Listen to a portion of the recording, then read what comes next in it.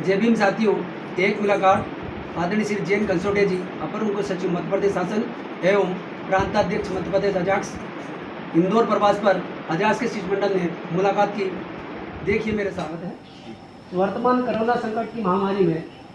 आज आप यहाँ पर इंदौर में प्रवास पे हैं। पूरे भोपाल से लेकर उज्जैन और इंदौर में आपको क्या देखने को मिला कि जो कोरोना महामारी का जो एक दौर चल रहा है, कैसा महसूस करते हैं? देखिए, निश्चित ये संकट तो है और ये मैंने महसूस किया है कि शुरू में जो लोगों को डर था, अब डर कम हुआ है और मुझे लगता है कि अब 70-80% लोग मास्क भी लगाना उन्होंने शुरू किया है। भीड़ भाड़ में भी वो नहीं जा रहे हैं और कुछ तो मजबूरियाँ भी है कि सरकार की रोक लगी हुई है। तो मुझे लगता है कि ये लोगों को समझ में आने लग गया है कि कोरोना से कैसे बचना है और निश्चित ही इससे समाज और देश बहुत प्रभावित हुआ है क्योंकि जो सामाजिक फंक्शंस है वो नहीं हो पा रहे हैं, दूसरी जो आर्थिक गतिविधियां हैं वो नहीं हो पा रही हैं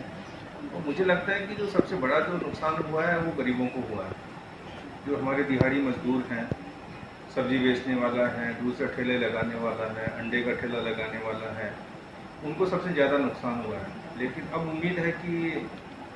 ये जो है माहौल है अब छंट रहा है और उम्मीद है कि सामान्य दिन अब आएंगे। तो ये जो महामारी है उसके बारे में अजाक्स से जो पदाधिकारी हैं जो आपके पूरे मध्य प्रदेश में लीड करते हैं, उनके बारे में आपके क्या निर्देश है, क्या आप उनसे अपेक्षा करते हैं? देखिए, मेरा ये सोचना है कि जो निर्देश ICMR देता है, भारत सरकार देती है, राज्य सरकार देती है, उसका पालन करना चाहिए। लेकिन चूँकि अनुसूचित जाति जनजाति अधिकारी कर्मचारी जो संघ है, निश्चित ही उन लोगों का संघ है जो SC/ST के लोग हैं जो नौकरियों में आ गए हैं और निश्चित ही जब हम लोग उस समाज से आते हैं जो काफ़ी कमज़ोर हैं तो जो अजाक्स के साथी है उनकी भूमिका बढ़ जाती है। भूमिका इसलिए बढ़ जाती है कि जैसे उदाहरण के लिए हम जो फिजिकल डिस्टेंसिंग की बात करते हैं, लेकिन जो हमारे जो कई बस्तियां हैं, झुग्गी हैं, गांव की बस्तियां हैं, वो इतनी कॉम्पैक्ट होती है, छोटे छोटे घर होते हैं कि उनके लिए बहुत मुश्किल होता है कि वो कैसे जो फिजिकल डिस्टेंसिंग है उसको वो बनाएं, कैसे सोशल डिस्टेंसिंग बनाएं। ऐसे में जो अजाक्स के साथी उनकी जिम्मेदारी बढ़ जाती है। उनको चाहिए कि जो हमारे ऐसे लोग हैं समाज के जो ऐसे साथी हैं उनके साथ बातचीत करें, उनको समझाइश दें और ज़रूरत पड़ने पर उनको मदद भी करें। उदाहरण के लिए मास्क लगाना, इसमें मदद कर सकते हैं। जो कम लागत में उनको मास्क उपलब्ध करा सकते हैं हम लोग, जन भागीदारी से मुफ्त में भी मास्क हम उपलब्ध करा सकते हैं और निश्चित ये कि एक हाथ धोने की आदत उनमें डालने की उनको कोशिश करनी चाहिए, क्योंकि ये मेरा अनुभव है कि जो हाथ धोने की आदत है निश्चित ही बहुत ज़रूरी आदत है, लेकिन संसाधनों के अभाव से जो गरीब वर्ग हैं, जो आदिवासी वर्ग हैं, वो इसका पालन नहीं कर पाते हैं। उदाहरण के लिए जिसके पास आर्थिक स्थिति ठीक है, अच्छा घर है, उसके घर में एक वॉश बेसिन होता है, वॉश बेसिन के पास में लिक्विड सोप होती है या दूसरा सोप होता है और वो झट से नल खोल के वो हाथ धो लेता है। लेकिन अगर हम कल्पना करें जो हमारा आदिवासी भाई है या जो झुग्गी में जो हमारा भाई रहता है,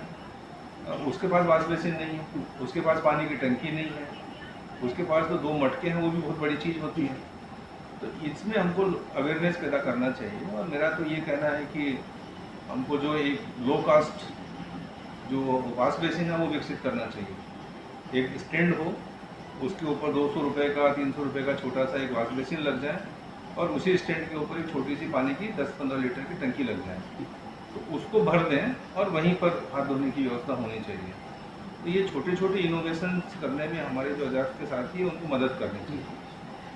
हमने देखा कि लगातार पूरे मध्य प्रदेश में बहुत सारे जिले हैं जिन्होंने लॉकडाउन के दौरान हमारी जो जनता है उनको खाद्यान्न भी उपलब्ध कराए, जरूरत के सामान भी उपलब्ध कराए। तो क्या आगे भविष्य में भी इस प्रकार की अजाक्स के कोई निर्देश होंगे कि जो जैसा आप बता रहे हैं कि मास्क उनको वितरित होना चाहिए या सैनिटाइजर को जो साधन उपलब्ध करना चाहिए, तो एक कोई नीति बनाकर कोई निर्देश स्पष्ट जारी होंगे प्रदेश कार्यालय से? देखिए, निर्देश जारी करना तो कोई बड़ी बात नहीं है, लेकिन हमको पता है कि हमारे जो साथी होंगे खुद के संसाधन उतने नहीं होते, लेकिन फिर भी जैसा कि डॉक्टर बाबा साहब अम्बेडकर साहब ने कहा है कि जो पे बैक टू सोसाइटी का जो सिद्धांत है उसमें उनका कहना है कि जितना भी आप कमाते हो उसका कुछ प्रतिशत आपको समाज के लिए देना चाहिए। इसलिए मेरा ये सोचना है कि चाहे छोटी सी भी मदद हम करें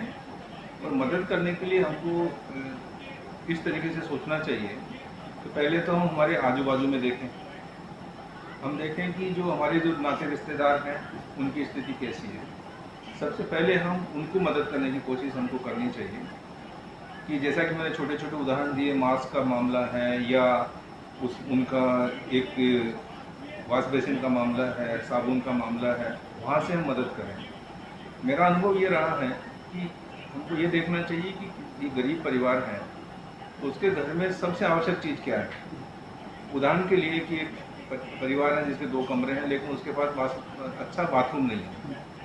तो हमको वहाँ से शुरू करना चाहिए कि चाहे 10,000 की उसको मदद हो और वॉशरूम ये जो बाथरूम बनाने की कोशिश करनी चाहिए